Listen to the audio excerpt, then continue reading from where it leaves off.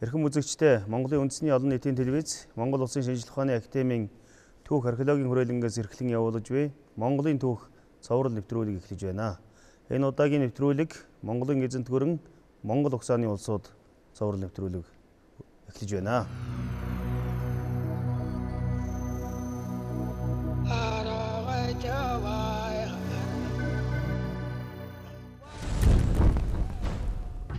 Монгол Улсын шинжлэх ухааны академийн нийгмийн ухааны салбарын эрдэмтэн нарийн бичгийн дарга доктор Эгчимэг. Шинжлэх ухааны академийн түүх археологийн хүрээлэнгийн дундад зууны салбарын эрхлэгч доктор профессор Цэрэндэрж. Шинжлэх ухааны академийн түүх археологийн хүрээлэнгийн дундад зууны салбарын эрдэм шилгээний ажилтан доктор Ганбат. Шинжлэх ухааны академийн түүх археологийн хүрээлэнгийн дундад зууны салбарын тэргүүлэх эрдэм шилгээний ажилтан доктор профессор Цолмон нар хүрэлцэж ирсэн байна. Тэгэхээр Монгол ухааны улсууд байгуулагдахын урьдчилан нөхцөл бол мэдээж Монголын эзэнт гүрний хаадын бодлого үйл ажиллагаатай салшгүй холбоотой. Монголчуудын байлдан дагуулвал монголчуудын дэлхийн тогтонд дахин тогтоосон Пакс Монголика гэж тийм ээ Инка Монголынгийн хамар амгалан тогтоох энэ үйл явцтай холбоотой. Мэдээж гүйг таалал болсны дараа бол Монголын хаан ширээний асуудал томоор тавигдсан. Бид нэр өмнөх нэвтрүүлэг дээр бас энэ асуудлыг ярьсан. Ингээ мөнхийн хаанчл буюу тулын угсааныхан Монгол төрийн алтан тамга барих болсон. Тэгэхээр энэ мөнхийн хаанчлалын одоо түүх, мөнхийн одоо хаан байх үеийн үйл явцын тухай бас эхлэж яриулах хэрэгтэй гэж бодож байна. Ингээд Цэрэндэр доктор. За өгөөдөө хааны дараа бол одоо өгөөдөө ахмадхүү гүйг хаан суусныг бид мэдчихээн. За гүйгийн хаанч бол ерөөсөө 2 жил гаруй үргэлжлээд ингээд төгссөн. 46-аас 48 1246-аас 48 онд үргэлжлээд ингээд төгссөн. Тэгээд энэ гүйгийн хаанчлалын дараа бол одоо бас мөн адил гүйг дээр тохиолж байсан энэ үйл явдал тийм ээ хаан ширээ залгамжлагчийн асуудал бол яригдаж ирсэн. Бас нэлээд маргаан зөрчилттэй өнтэй нөхцөлд ингэж явагдсан. Тэгэхээр энэ зөрчлийн их бол бас нэлээд дээр эрт тавигдсан. Ялангуяа энэ өгөөдөө хааны залгамжлагчтай холбоотой энэ үеэс гүйгийг хаан суулгах уугүй юу гэдгээс ингэж ихсэн энэ зөрчил явсараа сүүлд нь Чингис хааны хатнаас төрсэн 4 хүү одоо Ахмад болон Отгон хүү нэг тал болоод тийм ээ 2 3 дугаар хүн нэг тал болж ингэж хаан ширээний жилдөө тэмцэл одоо ингэж өрнсөн. Тэгээд энэ тэмцлийн эцэст бол одоо мөнх толгойн одоо Ахмад хүү мөнх одоо Монголын хааны ширээн цуусна. Тэр энэ бол Монголын одоо хааны ширээ Чингис хааны 3 дугаар хүүгээс тийм ээ Отгон хүү рүү шилжсэн их том үйл явдал. Мөнх хаан бол одоо бага залуугаас эцэг нь одоо залуухан багт нь нас орсон учраас тийм ээ энэ төрийн хэрэг шийдэх одоо өөрийнхөө тэр толон ухсааг толгойлохын үүргийг одоо гүйцэтгэж ирсэн. За мөнх хааны тухай бол одоо тухайн ахмад өвгүүдийн аян дайнд оролцсон тийм ээ. Тий, оролцсон. За тэгээд энэ хятад толгойн одоо эзэмшлийг захирах за энэ олон үйл хэрэгт одоо оройлж явж исэн учраас маш их туршлагатай. Бас дээр нь олон сурвалжид бичдэг маш одоо бүх талаар төгс тийм чадварлаг хүн байсан. Олон гадаад хэл мэддэг. Тухайн үеийн шинжлэх ухааны геометри, арифметик одоо бүх зүйлийг мэддэг. Нэлээд тийм төгс одоо цэргийн бас аян дайнд олон удаа оролцсон. Чадвар ерөөсөө их одоо тийм төгсөлгөн байсан гэж ингэж тэмдэглэсэн байдаг л да. Өөрөөр хэлбэл мөнхийг маш сайн бэлдсэн. Тийм, мөнхийг одоо маш сайн бэлдсэн мөнх өөрийн бас хувийн чадвар, зан чанар нөлөөсөн юм шиг байгаа. Ялангуяа яхарахгүй энэ хаан ширээ залгамжлахад бол одоо тохиромжтой. Олноос итгэсэн юм хүн байсан гэж ингэж тухайн үеийн сурвалжуудад тэмдэглэсэн байдаг. За тэр нь ч бас үний юм шиг байгаа. Тэр мөнхийг хаан ширээн суулгах үе бол монголчуудын дотоодын хувьд хааны ховзээ шийдэх асуудал болсон. Нөгөө талаасаа бол мөнхөд том үүрэг ногдсон. Хэн хаан суун тэр одоо нөгөө дутуу эзэнт улсуудыг эрхшээлдээ оруулах. Өөрөөр хэлбэл ялангуяа өмнөд сүн улсын.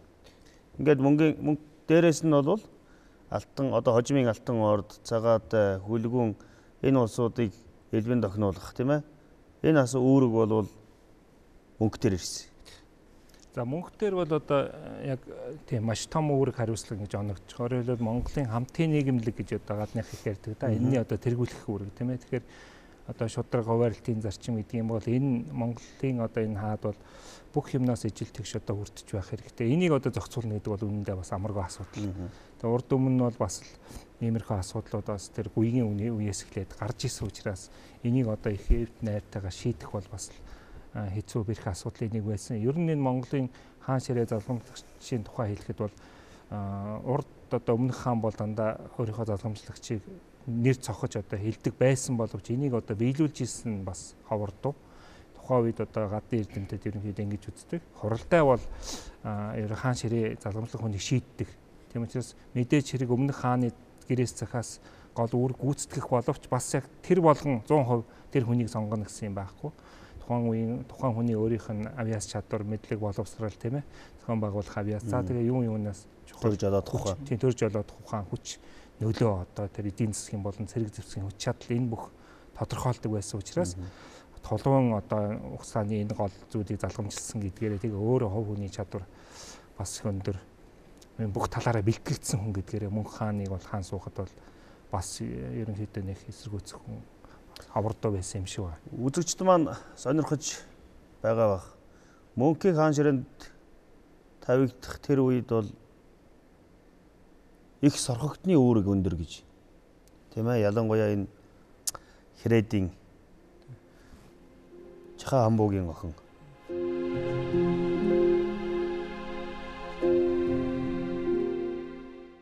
Одоо сорхогтон бол 4 хүүгээ хаан ширээнд тавьсан гэдэг. Энэ сорхогтны тухай бас дурсахгүй өнгөрч болохгүй байна. За сорхогтны хатан бол дөрвөн ер нь дэлхий дээр 4 хүн хаан болсон хатан бол байдаггүй гэж ингэж дараа пэр сурвалжуудад бас олон судлаачид хэлсэн байдаг. Сорхогтны бих хатан бол одоо хатууг зөөлнөр ивийг засах ийм ажилд бол маш ухаантай ийм хатан байсан. Жишээлхэд тулууг нас орсны дараа тулуун харьяанд байсан албат харьяадаас өгөөд аваад хүү гүйгдээ өгөхөд сорхогтны бихийн хөвгүүд нь уурлаж миний аав юуны төлөө амиа өгсөн энэ албат харьяатаас нь өгөхгүй гэсэн юм хэд бид ч өөрөө одоо их хааны харьяат шүү дээ. Ийм юм дээр бол зөрчил гаргаад хэрэггүйгээд тэгээд ч юм уу гүйгд хатан болгож өгөх гэхэд боловсноор одоо татгалзаад би одоо өөрөө хаан хөвгүүдээ өсгөөд ингээд явж чадна гэдгийг өгөөд таанд итгүүлж чадсан. Тэгээ сорхогтны хатан болоод нөгөө их хурлын сойрхлын асуудлыг одоо хариуцдаг, хишиг түгээл өгдөг, хамгийн нэр хүндтэй одоо дотор нь гарч байгаа зөрчилдөөнийг ив иээр зохицуулж чаддаг алсын хараатай байсан учраас бол түүний хөвгүүд нь бас одоо маш ээжийнхээ төр захирах ухаанд одоо бас суралцсан гэж хэлж болно. Тийм ч учраас бол Батхааныг одоо Гүйх хааныг хаан өргөмжлөх хуралдаад ирж чадаагүй өвчтөе авгыгаа эрэг гэж хэлж мөнхийг одоо Баттай уулзуулахаар явуулсан нь бол хүч одоо тухайн үеийн улс төрийн хүчний байдал хаана байна? Хэмээ үг одоо илүү нөлөөтэй тусгав гэдгийг сорхогтны хатан мэдчихсэн учраас одоо өөрийнхөө мөнхийг илгээсэн. Тэр ч утгаараа Бат түүнийг дэмжиж одоо ирээдүйн их хааны одоо хаан ширээ бол тулуун удмынхаа шилжихэд бол маш их үүрэг гүйцэтгсэн. Энд бол ээжийн одоо хатан ухаан Монгол төрийг засахад одоо тэр хаадын нөмөр нөөлөг төшөг болж исэн юу маш олон судлаачид тэр байтугай сурулж өчгөд ч тэмдэглээд нөө одоо өөгүүд 4 юм сувдыг төрүүлсэн цэнгэг усны хясаа гэж одоо Рашид Ажины судрын чуулган тэмдэглэсэн байдаг. Тэгэхээр эндээс бас Монголын төрийн хаан ширээ хан хөвгүүдийг хүмүүжүүлэхэд бас хатан хүний үүрэг ямар байгаа гэдгийг харж болно. Мэдээж энэ бол нэг л одоо сэтлэн. Гэтэл энэ 4 хүүг хам болон хааны ширээнд залсан. Тийм ээ. За тэр залсан 4 хүү бол цагаад хөлгүүгийн улсын ил хаанд ховлээ ариг бүх мөнх төрөв. Тийм ээ. За эдгээрээс гадна энэ үед бас Монголын түүхэнд одоо ч одоо хүмүүсийн сонирхлыг маш их татж байгаа нэг зүйл бол Монгол ухааны улсуудыг яаж одоо зохион байгуулж Монгол ухааны улсууд Монголын түүхэнд ямар үүрэг гүйцэтгэж ямар түүхийг бүтээж байсан бэ гэдэг талаар судалгаанууд бол их чухал.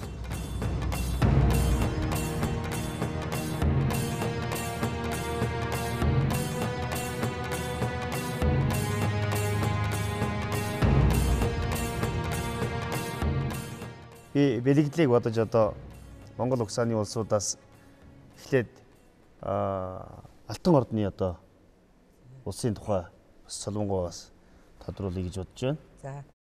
Та бүхэн мэдж байгаа алтан ордны улс бол Монголын эзэнт гүрний хамгийн өрн хязгаарт одоо баруун зүгт оршиж байсан. Хамгийн одоо газар нутгийн хувьд бол хамгийн томд орж байсан. Одоо өрөнд орны соёлыг олон шижмээр холбосон гэдэг улс маань бол бас алтан ордны улс. Яа тэгэхээр одоо өртөө зам, худалдааны замууд, төрийн бодлого, гэрээ хэлцээр их одоо өрн зүгээс ирж байгаа зочид төлөөлөгчд, Монголын их хаадын одоо зүгээс илгээж байгаа Ромын Паплан, Францын эзэн хаанд явж байгаа одоо бүхэл элчнэр бол алтан ордны нутгаар дайрч гарч байсан. Алтан ордны улс. Алтан ордны улс нь их Монгол улсын бүрэлдэхүүн хэсэг. Чингис хааны аж Бат хааны удирдлагын дор Дунай мөрнөөс Балхаш нуур хүртэлх нутагт оршин тогтносон монголчуудын төрд улс билээ. Монгол, Түрэг, Кипчак, Орос, Булгар, Алан, Черкес зэрэг үндэстнүүдийг эгнээндээ нэгтгэн захирч байсан тус улс 1502 онд Кремийн ханилэгт эзлэгдэх хүртлээр Монголын ЭЗЭНТ улсуудаас хамгийн удаан оршин тогтносон билээ. Тус улсын газар нутагт өдгөөгийн бүгд найрамдах Казахстан улс болон бүгд найрамдах Узбекистан улсын баруун хойд, бүгд найрамдах Молдав улс, бүгд найрамдах Румын улсууд болон Оросын холбооны улсын баруун хэсэг тэр чигтээ багтаж байлаа. Алтан ордныг Бат, Сартаг, Улаагчийн нараас эхлэн сүүлийн хаан Шейх Ахмед, Муртаза хүртэл нийтдээ 45 хаан хаанчилж байжээ. Тэгээд алтан ордны нутаг бол бас маш олон угсаатны одоо бүрэлдэхүүнээс бүрдсэн ийм улс байсан. Энэ бүгдийг одоо суурш, нүүдлийн тийм маш холбоог одоо тийм нутгийг бол бүхэл нь одоо ингээ базна гэдэг маш нарийн ухаан шаардсан ажил тийм ээ. Тэр одоо яаж тохируулж тэрний дээр Оросыг одоо түшээд хараат улс болгож одоо Оросын бангуудтай холбоо тогтоогоод зарим нь одоо хуурай хүү болгоод тэгээд тэр ч байтугай өөрсдийнхөө соёл шашныг одоо хадгалж үлдсэн төдийгүй Оросын одоо үнэн алдартны шашныг католик шашны төрөлтөөс бол алтан ордынхан хамгаалж чадсан гэдэг. Тэгээ энэ дээр бол ялангуяа худалдаа одоо байлдан дагуулын дараа бол хамгийн хурдан сэргэж улс орны эдийн засгийг сэргээж чадах зүйл нь бол худалдаа байсан. Батхан байлдан дагуул хийж явахдаа ч гэсэн тухайн нутагт байсан гадаадын худалдаачтай уулзаж хаагур ямар замаар ямар бараа тээдэг яадаг гэдэг талаар бүгдийн сурвалжилж мэдэж авсан тухай одоо сурвалжид тэмдэглэсэн байдаг. Тэгээд цаашаага одоо хар хорноос ирсэн одоо 200 хоног яваад одоо дайдуу болон хар хорноос 200 хоног яваад Каспийн тэгсийн хөвөөнд байгаа нөгөө сарайд ирсэн бараа таваарыг одоо Волг мөрнөр өмнө тийш нь одооны одоо Тана гэдэг гарцаар өрн тийш нь ингээд тараах тэгээд тэр одоо худалдааны чөлөөт бүсүүдийг одоо Венецийн, Генуягийн одоо маш олон худалдааны төвүүдийг байгуулах одоо үүрэг гүйцэтгэж тэгээд одоо өрн зүгээс ирсэн бараа таваар дорн зүгний тансаг бараа таваар өрнөдөд тэгээ үүгээрээ дамжуулаад шинэ технологи, инновац, шинжлэх ухаан, яруу найраг, ангаа ухаан бүгд одоо нийт эзэнт гүрний нутгаар тарах юм боломжтой. Тэр Батхааны одоо хөгжүүлсэн зүвч хааны суурин дээр үндэслсэн энэ алтан ордон улс бол магадгүй миний ойлгож байгаагаар Монгол ухааны улс дотроос хамгийн удаан хугацаанд оршин тогтносон хожимын Орос орны суурь болжээ. Тэгвэл удаахуу ЦАГААДАЙН байгуулсан улс. ЦАГААДАЙН улсын тухай ер нь манай төвөгчлэгт үзэгчдийн хувьд маань бол ер нь нэлээд бага ойлголттой. Ер нь ЦАГААДАЙН улс хэдэн онд байгуулагдав? Ямар үүрэгтэй байв? Одоогийн аль одоо газар нутагт төвлөрч ирсэн? За Чингис хааны хоёрдугаар хүү ЦАГААДАЙН нэрээр одоо түүхэнд тэмдэглэлэн мөнхөрсөн улс болвол Чингис хааны 1219-25 оны хооронд Дундад Азид одоо хийсэн аян дайны үр дүнд бол байгуулагдсан улс. За түүхэн сурвалжид бол хамгийн одоо Монгол ухааны улсуудаас бол хамгийн анх энэ улс байгуулагдсан тухай тэмдэглэл бол ЦАГААДАЙН улсын талаар үлдсэн байдаг.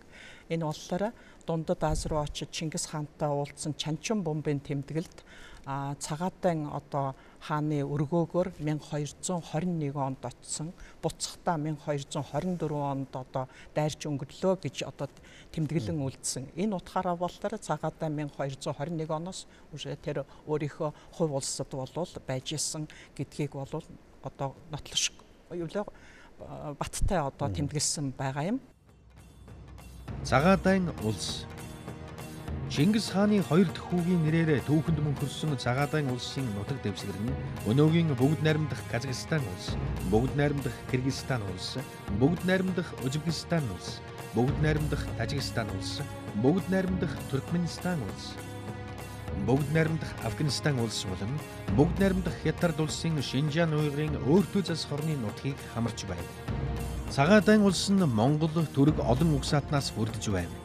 Аруулаад, Баруулаас, Каучин, Дуглаад, Жалайр, Найман, Хэрээд, Мэргэд зэрэг олон Монгол угсааны авг аймагуд 13 дугаар зуунд ЦАГААДАЙН улсад очиж суурьшжээ.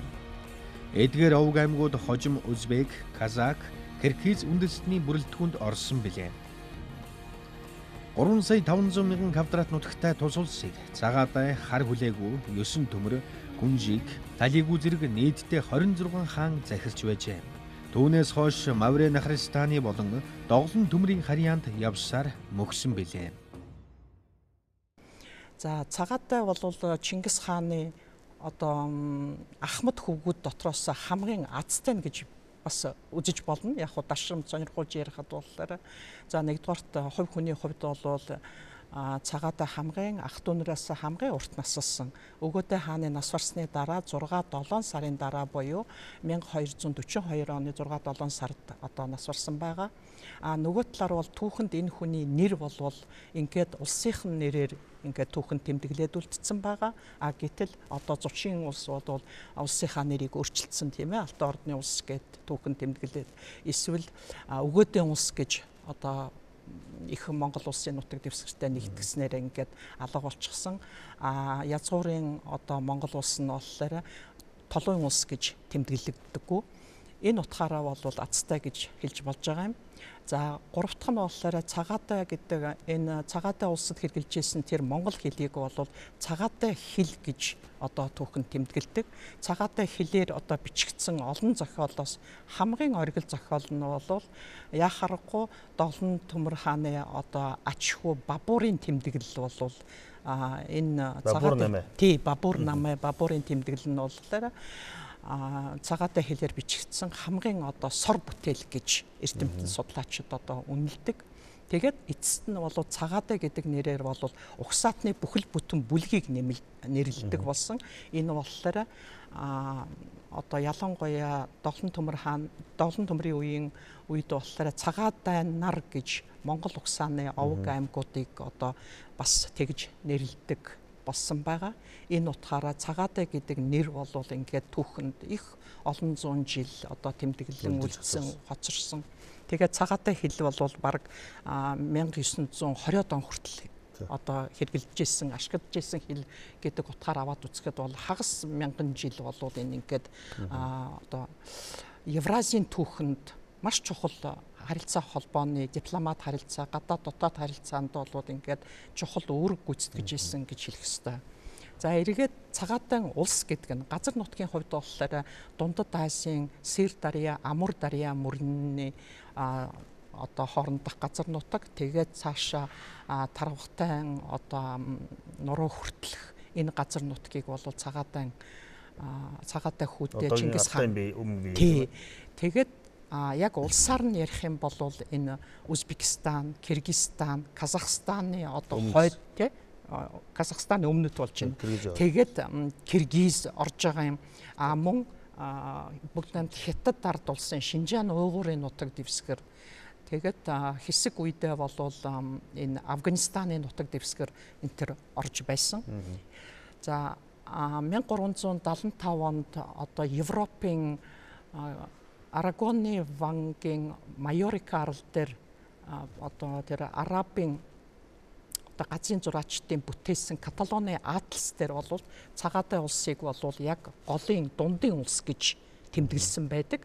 Тэгэхээр хоёр талдаа бол ингээд ах トゥ гийнхээ улсаар ингээд хавчигдсан.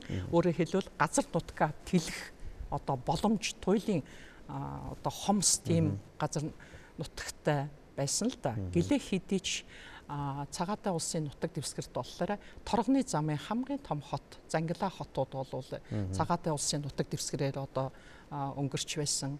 цагаатаа бүр энэ Чингис хааны дундад Азийн руу аян дан хийх бэлтгэл явцад нь бол 48 гүүрийг барьж байгуулсан гэж байна. Доргоны замын дагуу тэгээд Алтай нуруугаар бас тий аян дан хийхэд Алтай нурууг давхаар бол 48 гүүр бид нэр тэр хаан хүүгийн одоо байгуулсан гүүрээр ингэж гарч ирлээ гэж бас чанчун бомбын тэмдэглэлд ядаг.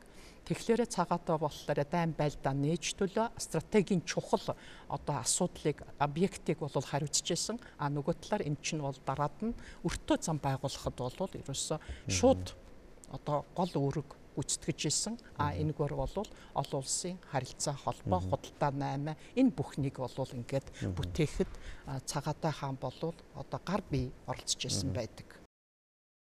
Цагаатай улс бол Тэнгэр уулыг савлаж нутаглаж байсан. Үнэхээр цагаатай хэл гэж хожимыг тийм ээ Үзбек, Ферс аль хэлний одоо оролцоотойгоор цагаатай хэл гэж одоо нэрлэгддэг. Саяхан бид нар Үзбекистаны орон дахны судлах хүрээлэнд юунд үндэсний номын санд цагаатай хэлний судрын чуулган бас тэд нар бол их л хүндэтгэлтэй одоо хадгалж байгаа гүйтсэн. За Ил хаант улсын үндсэн газар нутаг Ил хаантуудын одоо онцлогийн тухай бас Бамбат доктор. За Монголын Ил хаант улсын түүхийн талаар ярихын тулд эхлээд мөнх хааны үйл хэрэгтэй бол холбоотой хааны зарлагаар хүлээсэн хүлээгүй хаан буюу одоо 1256 оны үед одоо Монголын нутгаас гарч явж баруун тийш одоо Ираны бүс нутагт очиж нэгэн төвлөрсөн том улсыг байгуулсан хожимоо бол дэлхийн түүхэнд Ил хаант улс гэж нэрлэгдсэн хүлээгээгийн улс гэсэн бас өөр нэрүүдээр нэрлэгдсэн ийм том улсын түүх болж өнгөрсөн байгаа. Ил хаант улс Их эзэн Чингис хааны буй болгосон баруун хилийг өргөтгөн тэлэх, урд нь үнэнч байх тангараагаасаа буцаж урван дайсгнах болсон зарим улс орныг номогдох зорилгоор 1252 онд Мөнх хаан өөрийн дүү хүлээгийг ойрох дорнд руу явуулснаар Ил хаант улс байгуулагдсан түүхтэй.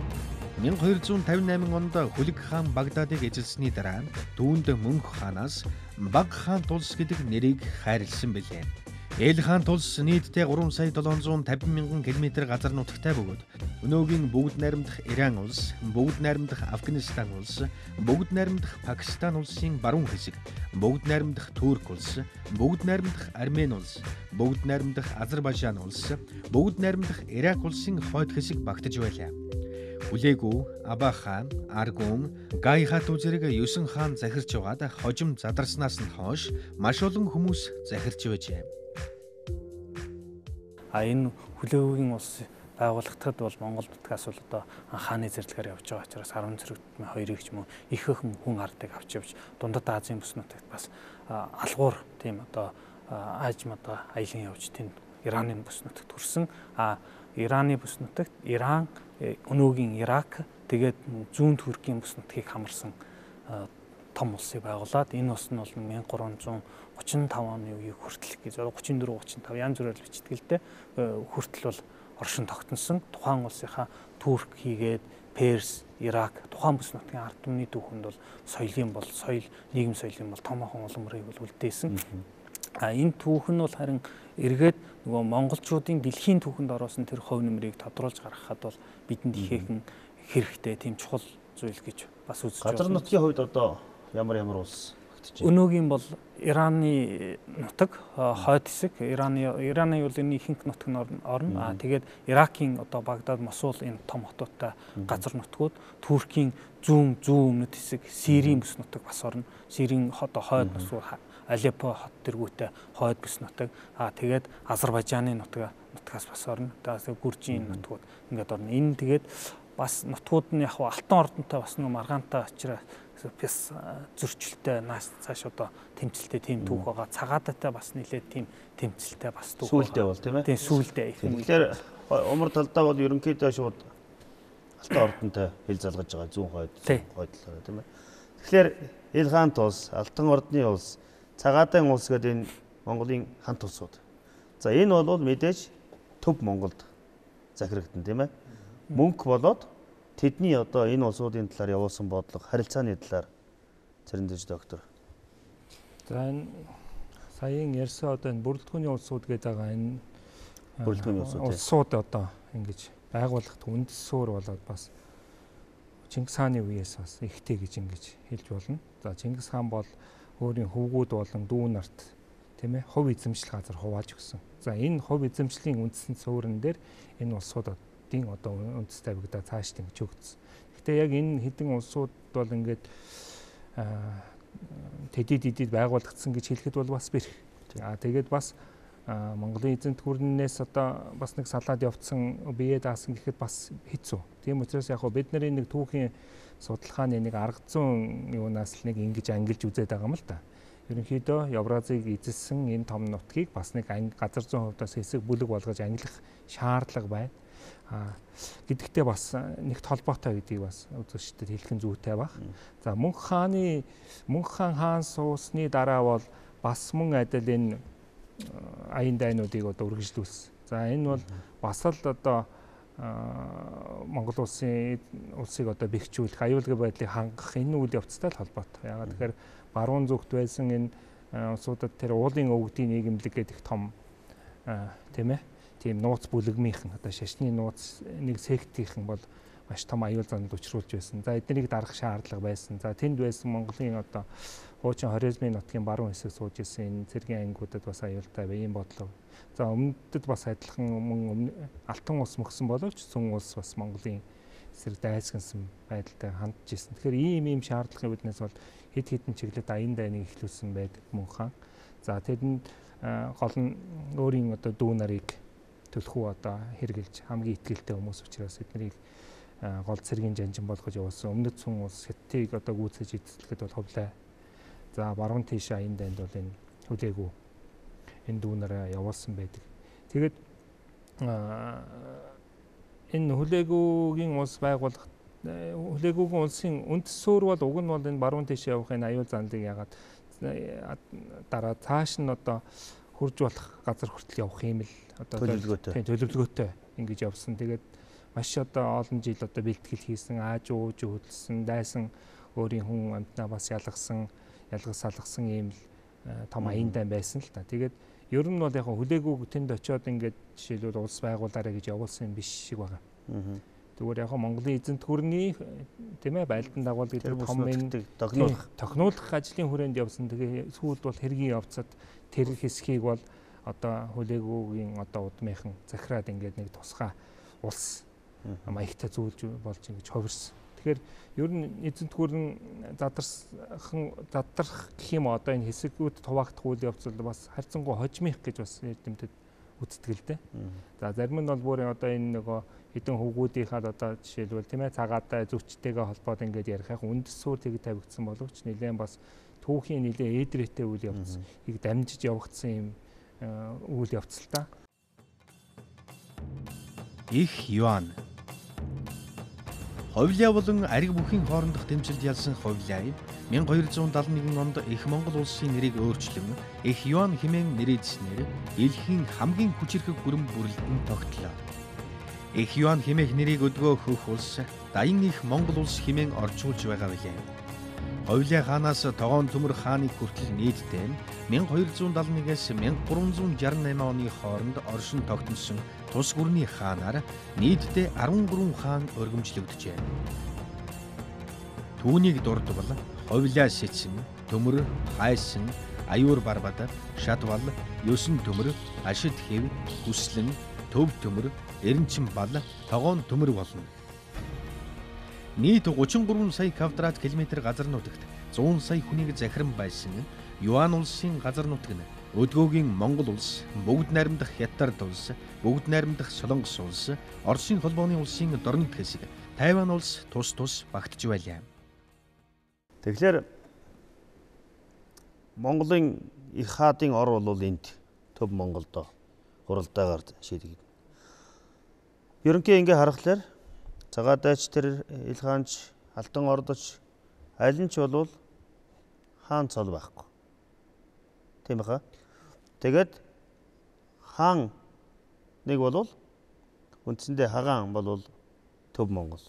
Тэгэхээр эндээс зүгээр зарим судлаачид бол юу гэж хэлдэг гэхээр хэд хэдний хувилбартай тайлбарлаж байна тийм ээ. Ер нь бол төв Монголд Тэгээ бусдад нь бол ийм статусын хувьд одоо ялгаатай ийм хандна гэж. Хоёрдугаарт нь тэр битгий хэлбэр ховлаагийн үед ч юм уу ЮАНьны үедээс эхлээд нөгөө хэд маань ер нь хамааралтай, шууд хамааралтай байсан тийм ээ. Монгол тэгэхээр энэ мөнх хааны үед бол мөнх хаан Монголын их хаан.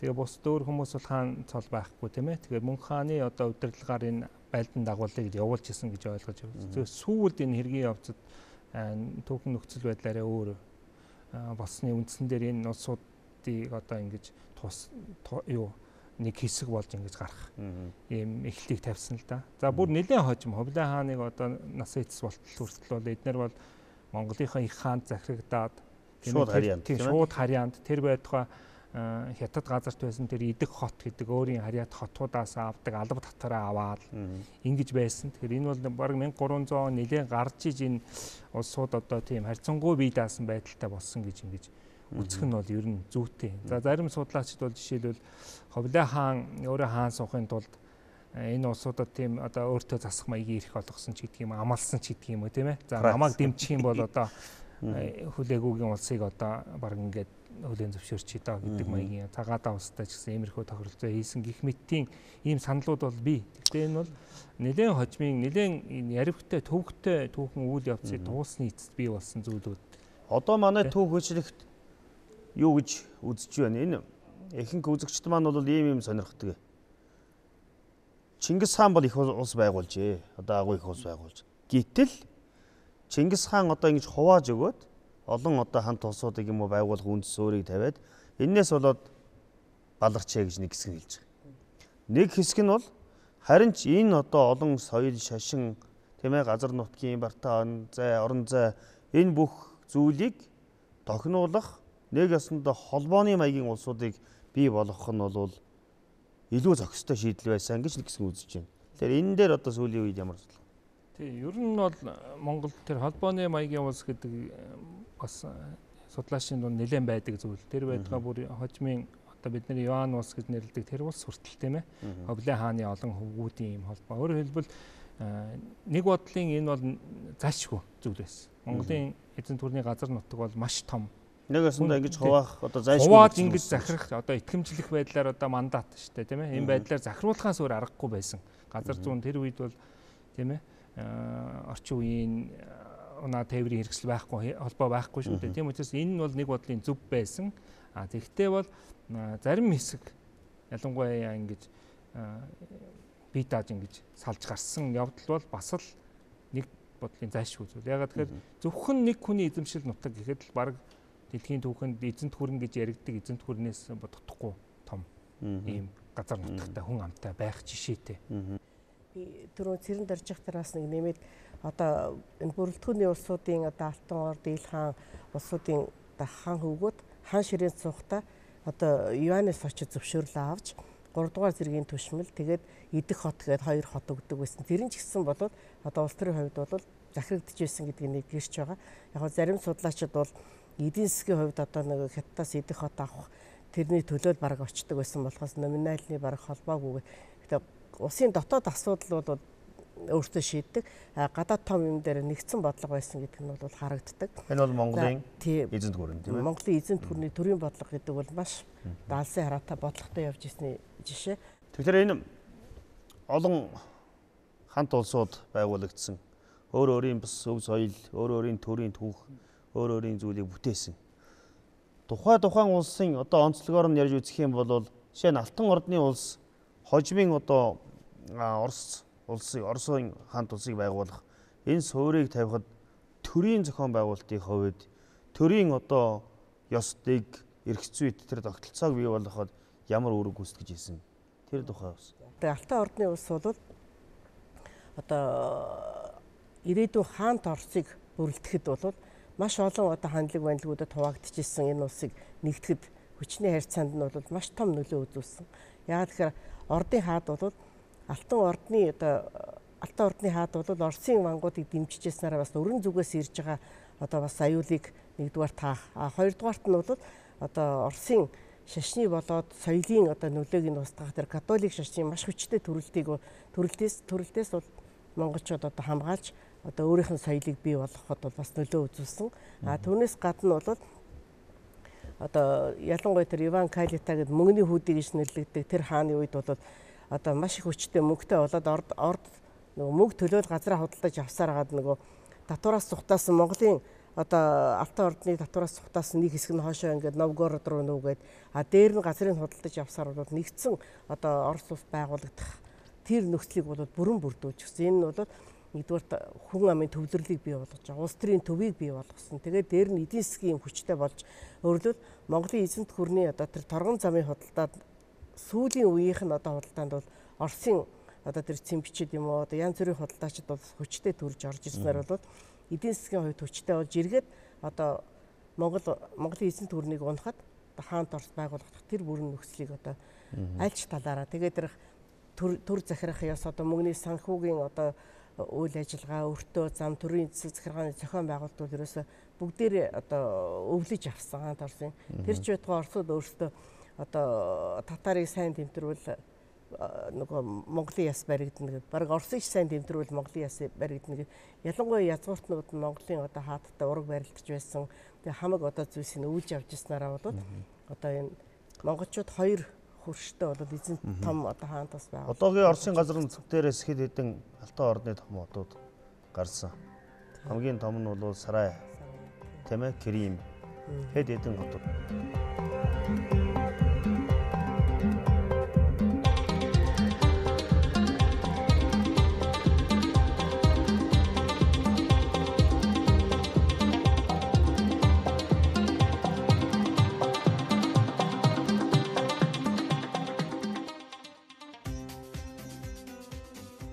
Эдгээрээс одоо матлах судалгаа янз бүрийн зүйлсүүдээс илэрч олдсон зүйлүүд Эрмитажийн сан хөмрөгт хадгалагдаж байгаа. Энэ байдлыг энэ алтан ордны болон ил хаант улсын, төмрийн улсын хоорондоо харилцаж байсан олон зүйлүүд бол энд хадгалагдаж байгаа, тийм ээ. Тэгэхээр энэ бүгдээс харахаар алтан орд үнэхээр одоо Оросын суур, бүр Оросын түүхийг ингэж анх эргүүлж тавьсан гэдгийг бол сүүлийн үед магадгүй Монгол татарын байлдан дагууллыг сургагчгаас авах шалтгаан ч болсон байж магадгүй гэж үзэж байгаа, тийм ээ. Гэтэл цагаадайн улс өөрсдөө бас олон өв соёлуудыг үлдээсэн. Жишээлбэл Киргизийн нутаг дээр очихлоор олон хотууд үлдэж байна. Одоо цагаадайн түүхийг нь судлах үндсэн их сурвалжууд энэ цагаадайн улс нь болохоор ерөөсөө худалдааны замд барилж исэн гэдэг нь бол өнөөдөр юугаар батлагдж байна гэхлээр зоосны маш их олон одоо зоосны одоо юунууд зоос олддог. За өнөөдрийн судалгаагаар болохоор Цагаатай улсад 16 хотод зоос дэлдэж байсныг бол тогтоосон байгаа. Яг Монгол Цагаатай ухааны хаадаас бол Цагаатаагаас эхлүүлээд ингээд 11 хааны одоо зоосыг бол яг тогтоочихсон. Өөрөөр хэлбэл тэгээд тэр зоосны судалгаагаар их сонирхолтой юм гарч ирж байгаа л да. Нэг нь болохоор ерөөсөө Цагаатай өөрийнх нь овгийн тамга нь бол бундан буюу зүрхэн хэлбэртэй. Ерөөсөө энийг бол манай судлаачид бас тогтоосон байдаг. Тэгээд хөвгүүд нь дараагийн одоо төрийн эрхэнд гарч ирж байсан ач 30 одоо өр хүүхдүүд нь болохоор энэ бунданд тамга зоосон дээрээ дэлдүүлдэг байсан. Тийм учраас энэ бол өөрийн удмын зоостой зоос, тамгатай зоос гэдэг чинь бол ерөөсөө гайхамшигтай одоо баталгаа болж өгдөг юм байна л да. Энэ утгаараа бол маш их зоос олдож байгаа нь бол Цагаатай улс худалдаагаар бол их одоо тэргүүн игнэнд явж ирснийг одоо нотолж байгаа. Нөгөө талаар бол энэ зоосон дээр одоо Монгол уламжлалаар Монгол хаадын одоо Чингис хааны овгийн тамгаас салбарлан авсан тэр Цагаатай одоо ухааны овгийн тамгыг тавьж гин гэдэг бол энэ Монголоо гэсэн сэтгэл өөрийнхөө удам угсаага өөрийн одоо Монгол одоо төрийн одоо уламжлалаар одоо сахин хамгаалж байгаагийн яа харахгүй нотлогоо гэж үзв штэ.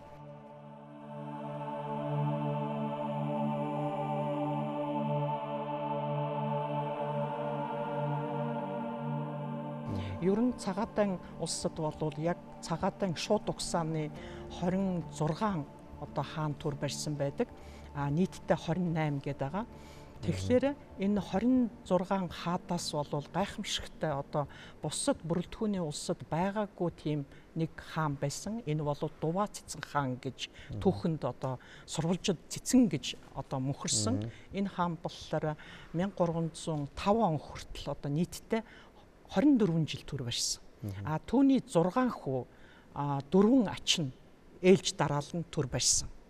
Тэгээд Кебекээс авахуулаад одоо энэ ууган хүүгээс нь авахуулаад 6 хөвгүүдийнх нь хаанчлалын үед тэр зоосон дээр овгийн тамгаас гадна дандаа бурхны шашны очир одоо очрыг дүрсэлсэн байдаг нь бас их өвөрмөц их онцлог соёлыг харуулж байгаа. Гэтэл Тармашрын хааны үеэс өөрөөр хэлбэл энэ Дуваа хааны 3 дахь хүүгийнх нь үеэс бол Цагаадай улсыг одоо исламын шашинд орцсон. Тармашрын хаан болол тэр Мароккогийн Ибн Батута аялагчийг ирэхэд болол ерөөсөө өөрөө болол яг лалын шашинтан мусульман ёсоор хувцалдсан. Тэгээд сүм дуганд нь очиж мөргөл хийж исэн.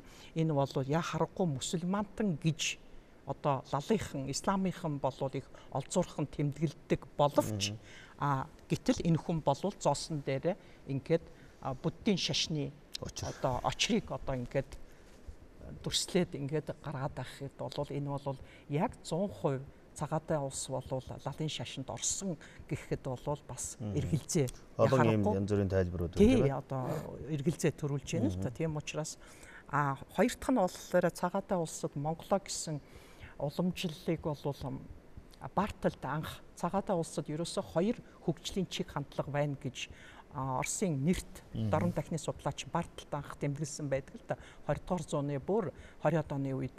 Гэтэл энийг нь болохоор нэг нь бол ингээд хот сууринг бараадсан Цагаадай ухааны хаадууд нөгөө хэсэг хаад нь бол ингээд хөдөг тий мал аж ахуйг одоо бараадсан. Өөрөөр хэлбэл төвөөс зүхтах хүчин гэсэн тэр утгаар нь тайлбарладаг.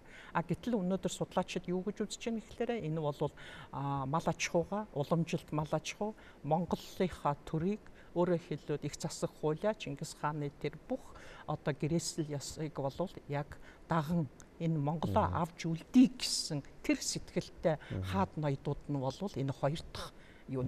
Харин суурин амьдралыг тэр хот суурин руу ингээд сууршмал амьдралыг илүүд үзчихсэн хаатууд нь болохоор илүү нөгөө худалдаанд илүү одоо тэдний хүчинд одоо баригдсан гэдэг мөнгө санхүүгийнхээ юугаар болоо баригдчихсан. Тэгээд суурин амьдралыг илүүд үзсэн гэж хэлээд байгаа юм л да. Гэхдээ тэд нар бол Монголоо орхицсан, хайцсан гэж хэлэхэд бас их учир дутагдaltaй.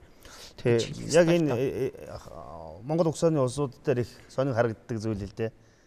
Нэг харахаар суурин юм шиг сууж байгаа. Жишээ нь ховлиач тэр алинч тэр. Гэвтэл яг өөрсдийнх нь унган амьдралыг хэв маягийг бол илүүтэд одоо жуулж үздэг тийм ээ. Ховлиач шандууд хашаа гарч нутгалж байгаа янз бүрийн. Гэтэл нөгөө ил хаант улсууд бас тийм нөхцөл байгаа тийм ээ. Тэр ил хаантын үеийн бас энэ ил хаантын хожимын одоо энэ исламын улсуудад үлдээсэн өг соёлын тухай бас ялангуяа одоо төр засах ер нь бол хэд хэдэн том хотуудыг байгуулсан. Одоо бидний сайн мэдж байгаа нь бол өнөөгийн байгаа Ираны нутагт байгаа Тебриз ч юм уу, хожимын ил хаадын бас байгуулсан гэж байгаа Султаны хот байна. Тэгээ Марага гэж бас хот байгуулж ирсэн. Энэ бол бас тухайн бүс нутгийн хот байгуулалтын түүхэнд бас монголчуудын улдаас үлдээсэн уул мөр гэсэн үг.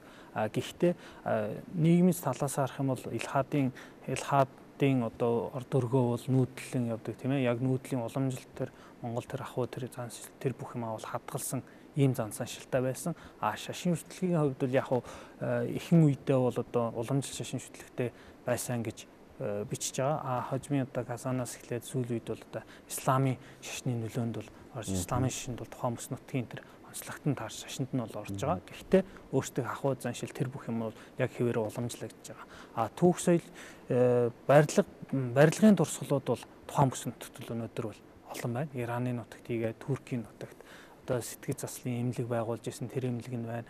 Одоо янз бүрийн бунхант дурсгалууд бас их байна. Болгон хатны дурсгал ч юм уу. Иймэрхүү өөрсдийн хөрөнгө гаргаж одоо бунхан бариулж исэн ийм тохиолдлууд бас олон байна. Ираны түүхийг ингээд үзэж чахлаар их сонин олон юм бол за яг дарагч маргаж энэ монголчуудаас сууж исэн. Одоо ч сойрхол гэдэг үг. Тийм ээ. Иранд одоо Иран хэлэнд төрийн албан ёсны олон зүйлүүд албад татвар төрийн одоо институттэй холбоотой монгол үгнүүд бас нэлээд байдаг. Тийм үү? Тийм.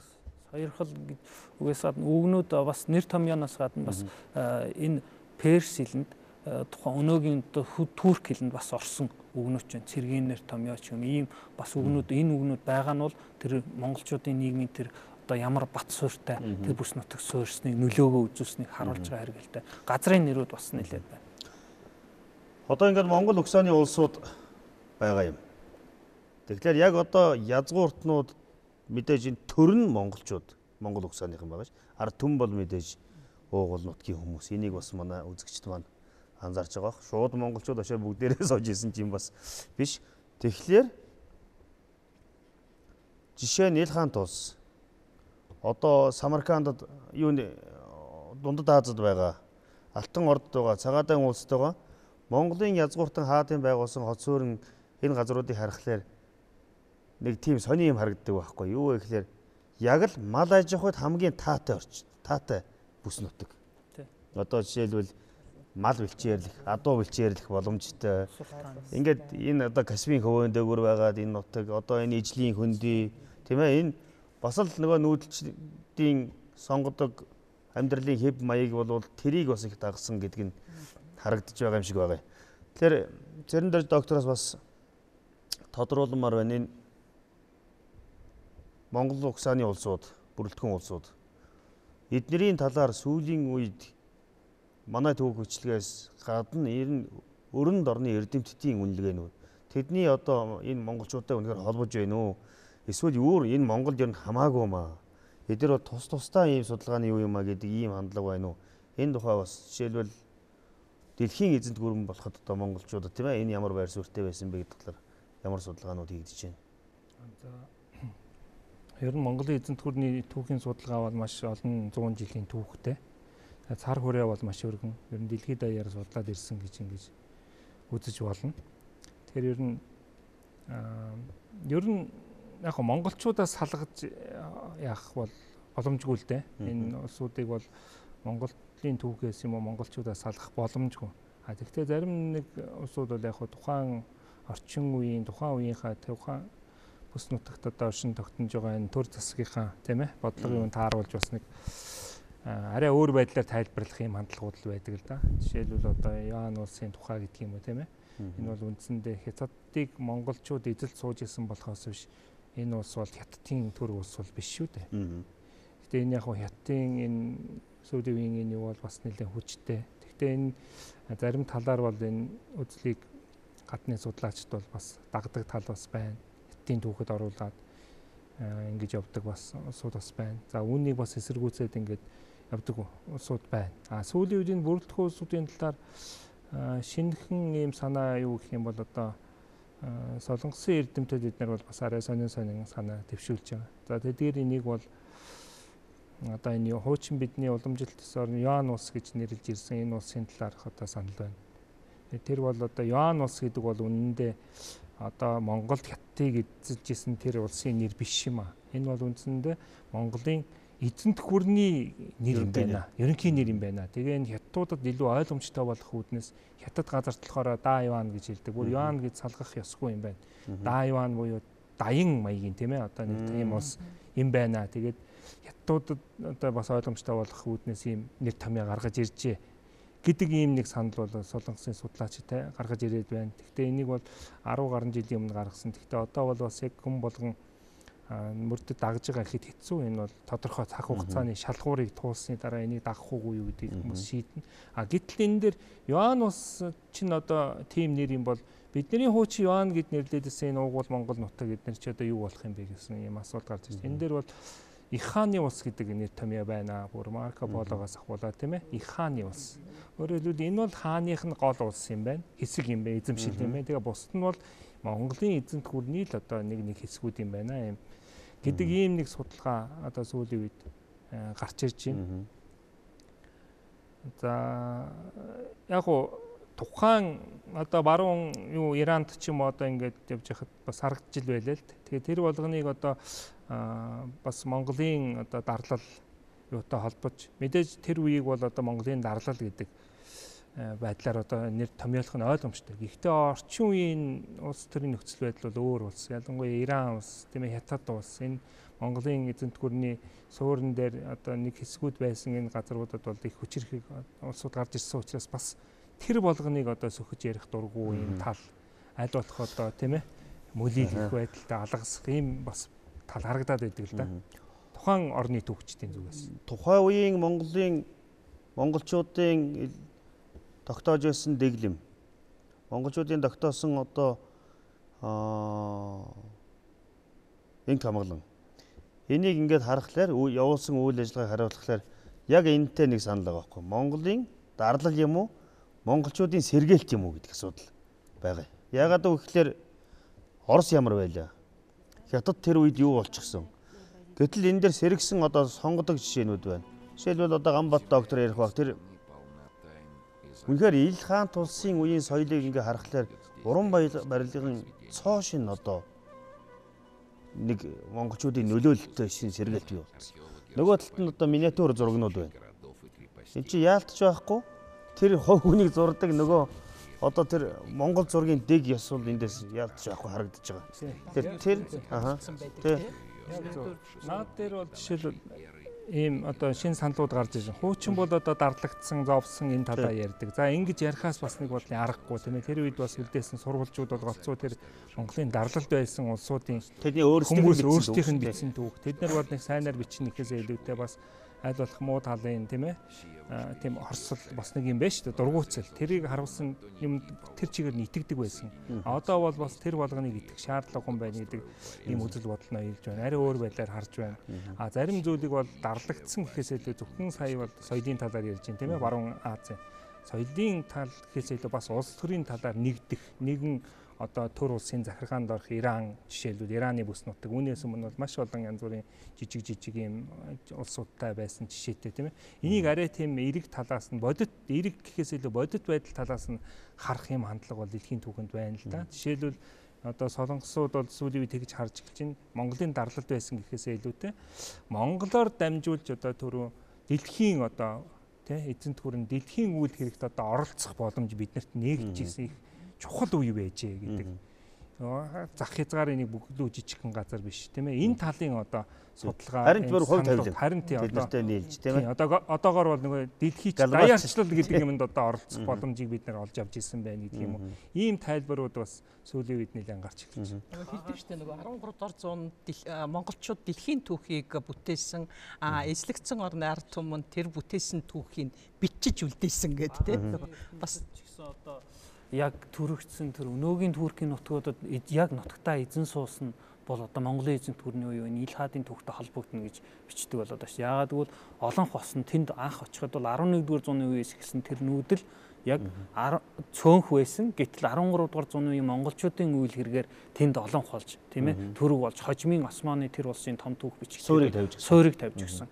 Барилгын дурсгал дээр болохоор тэр Үлжий тааны тэр баригдсан тэр султааны хот тэр бунхны одоо тэр үлгэр загвар тэр гомсгоор барих тийм ээ тэр урлал хожмын тэр доглон төмрийн Самарканд дах тэр бунхны бас урлал бүр илүү болоо бүр тэрний хожмыг болохоор энтхэгдэх одоо таж махаал ч юм уу энэ бүхэн бол яг нэг элементийг ингээ харах юм бол тэр монголчуудын талын тэр язгууртнуудын тэр ертөнцийг үзүүлэн тэр бүх элемент явж байгаамаа гэсэн тийм санааг бол бичээд байгаа шүү дээ. Харин тэр бидний үлдээсэн монголчуудын үлдээсэн тэр улмөр манай үзэгчд маань бас зөвөр ойлгох хэрэгтэй байх. Бүх юм одоо монголчууд бүх юм одоо захирч яасан гэдэг энэ яриа бол бидний яриа биш. Дэлхийн эрдэмтдийн яриа гэж би ойлгож байгаа. Яагаад судалгаа гэж үзэж байгаа. Яагаад гэвэл хүндрэлтний түүхийг судалж байгаа энэ хүмүүс ялангуяа 13 12 дугаар зууны ертөнцийг үзээд хүндрэлтний түүхэнд нэг том давлгаа энэ үед бий болсон нь монголчуудын тэр Факс Монголикийн үедээ таширч байгаа гэж тийм ээ тэр цаг үедээ давхцаж байгаа. Одоо Орос сүүлийн үед алтан ордыг юу гэж үзэж байна? Ямар шуухан хандлагатай монголчуудын татар Монголын дарлал гэдэг үгийг одоо та бүхэн мэдж байгаа Оросын холбооны улсын ерөнхийлөгч Путин болвол энэ сурхучгээс одоо энэ судлаачдынхаа гаргаж тавиад байгаа энэ Монгол татарын дарлал гэж байгаагүй гэдэг одоо энэ судалгаанд нь үндэслээд үнэн бодтоор одоо хүүхдэд зөвөр ойлгуулах юм цаг нь болсон байна гэж Үнэхээр одоо дөрөв бас чулуун захирлын ярианд гарч ирсэн инновац гэдэг монголчууд бол энэ эзэнт гүрнийг байгуулснараа дэлхийд одоо шинжлэх ухаан, технологи, инновацийг одоо дамжуулах боломжийг нээж өгсөн. Бүх гар орчуудыг цуглуулад нэгдэр том хотхон байгуулахад бие биеийн технологиос сураад одоо тэрнийг гэж хэлэхэд хэцүү бүр өөрөөр маягийн шин одоо архитектурын одоо янз бүрийн шийдлүүд гарч дэлхийд бүр маш том одоо соёлын өвийг бол үлдээсэн. Энэ нь бол Монголын төрөөс хэн юу чаддгаа хийх юм боломжийг нээж өгч ирснээр бол тэр Пакс Монголика гэж одоо гаргаж ирж байна. Үнэхээр Оросын эрдэмтэд бол бас одоо үнэхэрийн одоо Монголын эзэнт гүрэн оршиж байснараа католик шашнаас биднийг аварсан, хоёрдугаарт бүрлдэх одоо нөхцөлийг бүрдүүлсэн, гуравдугаарт нь бол соёлын маш өндөр түвшинд өөрөлд Монголын эзэнт гүрний хаадыг хэрэгжилж байсан тэр тансаг хэрэглээ. Одоо тэр алт мөнгө, үнэт хувцас хэрэглэл, зочныг хүлээж авах, яс ухтах, үдэх, төрийн дэг жаяг бүх юм нь бол маш өндөр түвшинд болж ирсэн. Аль ч орны одоо илч төлөөлөгчийг ирэхэд нөгөө гайхшруулж тэрийг одоо даган дуурайж дараагийн одоо хаадууд одоо яг Оросын хаадын хувцсыг харахад бол тэр улаан гутлаа домно маах малгай хувцс хэрэглэл бол үнэхээр одоо Монгол хаадын юунаас уламжилж авсан гэдэг нь бол ойлгомжтой байдаг.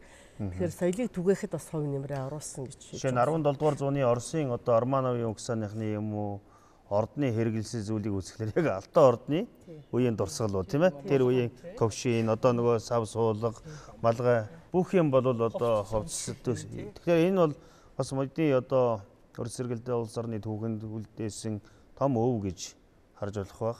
Одоо ЦАГААДАЙН УЛС-ийн ялангуяа энэ хожим Монголын эзэнт улсын суурь энд одоо маш их соёлын тийм ээ яруу найргийн, уран зургийн өв соёлуудыг бас бүтээх суурь тавигдж байсан. Тийм ээ. ЦАГААДАЙН УЛС-ын задарсны дараа болохоор төмрийн улс гэж гарч ирж байгаа. Тэгээд доглон төмрийн одоо өвөг дээдс нь бол нууц товчоонд гардаг. Өөрөөр хэлбэл Чингис хааны өвөг дээдстэй төрлийн хүн байсан гэдгийг нь бол ингээд судлаачид бол тогтоосон. Доглон төмрийн яг одоо дунд өвөг нь бол харачаар ноён гэж байгаа. Харачаар ноёныг бол Чингис хаан цагаадад газар нутаг зааж өгөхдөө 3 ноёныг бол ингээд зөвлөж вэ гэж томилж өгсөн ноёдын нэг нь. Тэгээд энэ бол Барлас аймгийн ноён хүн байсан. Ингээд энэ ЦАГААДАЙН УЛСад бол түүхэн явцаар Барлас аймаг бол ноёлох байр сууриа бол маш сайн авч үлдэж чадсан учраас доглон төмөр бол ингээд төрийн эрхэнд гарч ирсэн. Энэ хүн бол алтан ургийн хүн биш байсан. Тийм учраас хамгийн түрүү юу хийсэн эхнэртэй одоо хатантай хүн байсан боловч ЦАГААДАЙН удмын сарай мүлк одоо гүнжтэй гэрлээд тэр түүнийг их хатан болгочихж байгаа. Тийм учраас энэ хүн бол яхарахгүй цайж штэ. Одоо төр барих эрх бүхий хүн болчихж байна. Үүнээс хойш бол ерөөсө бүгдөө л ЦАГААДАЙН удмын одоо гүнжтэй гэрлэж ээж өөрснөө бол тийм цагаан ясны эсвэл алтан ургийн хүн биш бол ингэж гэрэлжээж эрхээ олж авдаг тэр уламжил тогтсон байсан. Тийм учраас доглон төмрийн олон одоо өөр ач нар нь бол дандаа ЦАГААДАЙН угсааны гүнжтэй гэрэлсэн. Тэгээд тэрний Монгол уламжлалыг бол Чингис хаан бол өөрөө мөн ээж нь одоо бүртүүчин бол олон үнчин хүүхдийг одоо өөрөө өсгөж ингээд хүүдээ бол өмг түшиг болгож ийсэн энэ уламжлалыг ЦАГААДАЙН одоо тэр Монгол хатад бол авч үлдэж чадсан байдаг. Тэгэхээр энэ одоо Монгол хатны одоо хүмүүжүүлсэн өсгсөн нэг алдартай хүн бол яхарахгүй доглон төмрийн үлэг бэх. Тэр одон орн дэлхийн хамгийн алдартай одоо эрдэмтэн. За Монголын эзэнт гүрнийг бол доглон төмрийн ач хүү бабур одоо үүсгэн байгуулсан. Тэгээд энтгэдэх Монголын эзэнт улсын хаадууд бол ерөөсөө заавал сурдаг нэг хэл бол ЦАГААДАЙ хэл байсан. Ямар сайнтай хамгийн сүүлчийн эзэн хааны үед англичууд ирээд гэрээ хэлцээр хийхлээр тэр хүн хоорондоо нэг мэдэхгүй хэлээр энэ бол тэр энтгэх хэл биш энэ өөр хэлээр яриад байна гэсэн чинь ЦАГААДАЙ хэлээр нууц юмээ хоорондоо ЦАГААДАЙ хэлээр ярьж байсан гэдгийг нь бол ингээд Британий түүхчид хүртэл ингээд тэмдэглэн үлдээсэн байдаг. Тэгэхээр энэ Монгол төрийн уламжлалыг бол цагаатай улс ингээд өвлүүлээд доглон төмрийн улс цааш нь ингээд Монголын улсад хүртэл ингээд өвлөгдсөн байдаг. За нэгэнт өв соёлын тухай ярихлаар санаа зовдөг нэг зүйлийн тухай ярихгүй бол бас болохгүй байна. Энэ цагаатай улсын нутаг дэвсгэр чулуун захирлын төрөө хэлжсэн талас голын хүндийд бол маш олон хотын туур байдаг Киргизд. Тинчээ бас Манас Баатарын бунхан гэд одоо ч гэсэн байгаа. Тэрнийг бол ард түмэн бол одоо Манас гэдэг хэн юм бэ гэхлээрэ энэ бол туйлын баатар шүү дээ. Домогт хүн, бодит хүн биш. Гэтэл сүүлийн үеийн судалгаагаар бол энэ Кайзик гэж цагаатай ухааны гүнжийн одоо бунхныг зүгээр л ард түмний дунд бол ингээд домог болгоод ингээд өөр хүний нэрээр ингээд ташааруулаад ингээд үлдээсэн байх жишээтэй. Гэтэл ийм түүхээ одоо сэргээх энэ монголчуудын юм байна шүү, энэ монголчуудын үлдээсэн юм байна гэдгийг өөрөөр хэлбэл хүлээн зөвшөөрөх тийм уур амьсгал одоо байна. Тэр эслэгдсэн орны одоо түүхчдийн дунд бол бас олон ч сөрөг одоо янз бүрийн мэрсэр зүйлүүд гардаг тийм ээ. Жишээлбэл ЮАНЬ улс дөрөв цэрэн дөрж доктор Хэлсэн хятадын улс гэдэг ч юм уу, одоо алтан орд бол казакууд одоо тэгтэл би бол юу гэж боддгоо гэхэлэр тэр хүмүүс тийм хэлэх эрх байгаа. Ямар хэлэх эрх байгаа вэ гэхэлэр Монголын эзэнт гүрний албат юм уу эсвэл иргэшээлд байсан гэдгээ бол хүлээн зөвшөөрч алтан ордныхныг өөрийнхөө хаан гэж хэлэх бол эрх байгаа. Гэхдээ харин алтан ордныхан бол ямар угсаа гаралтай хүн байсан бэ гэдгийг бол түүхийн баримталд өсчлөх ёстой. Тийм ээ? Тэр утгаараа бол ингэж харна. Ер нь бол хүн төрлөختний түүхэнд ийм том газар нутгийг эзэмшиж тэр эзэмшсэн газар нутг дээр 10-20 үеийн турш угсаа залгамжлаж захирахдаа зүгээр нэ захирах биш, тухайн улсынхаа хожмын түүх, соёл, өв бүх уламжлал дээр өөрийн улмаар үлдээсэн ард түмэн болвол монголчууд гэдг нь бол харагдаж байгаа. Энэ бол та бүхний хийж байгаа судалгааны үр дүнгээс харагдаж байгаа. Ер нь цаашдаа бол Монголын түүх хөшлөгт Монголын эзэнт гүрэн түүний бүрэлдэхүүн улсуудыг бол нэгэн том айс авд багтааж авч үзэж байх хэрэгтэй гэдгийг бол та бүхний судалгаанаас харж болж байна. Тэгэхээр ер нь энэ Монголын эзэнт гүрний улмөр, Монголын эзэнт гүрний бүрэлдэхүүнүүдийн улсуудын оршин тогтнож байсан газар нутаг дээрээс судлагдаагүй асар их өв байна, тийм үү? Тэдний хувьд харийн соёл. Бидний хувьд манай одоо хамаатай соёл. Жишээлбэл алтан ордны олон маузле бунхнууд байна, тийм ээ? Одоо тэр ЦАГААДАЙН УЛС-ийн ЮАНьны үеийн одоо Бээжин бид нар дараагийн нэвтрүүлэг ЮАНЬ улс учраас энэ удаа бол ЮАНьыг төрдөө одоо бас тавилаа. За тэгээд түрэг ертөнц, исламын ертөнцид байгаа өв соёл. Тэгэхээр энэ бүгд бол та бүхний дараагийн одоо судалгаанд илүү улмөрөө үлдээж, илүү тод болж бид бүхний одоо тойрож байгаа дараагийн бүтээлүүдэд гарна гэж итгэж байна. Ингээд эрхэм мөндөд үзэгчтэй Монголын үндэсний олон нийтийн телевиз, Монгол Улсын шинжлэх ухааны академийн түүх археологийн хүрээлэнгээс эрхлэн явуулж буй Монголын түүх цовруул нэвтрүүлгийн энэ удаагийн дугаар үүгээр өндөрлөж байна. Манай дараагийн нэвтрүүлэг Хувлаа хаан ба ЮАНЬ ГҮРЭН.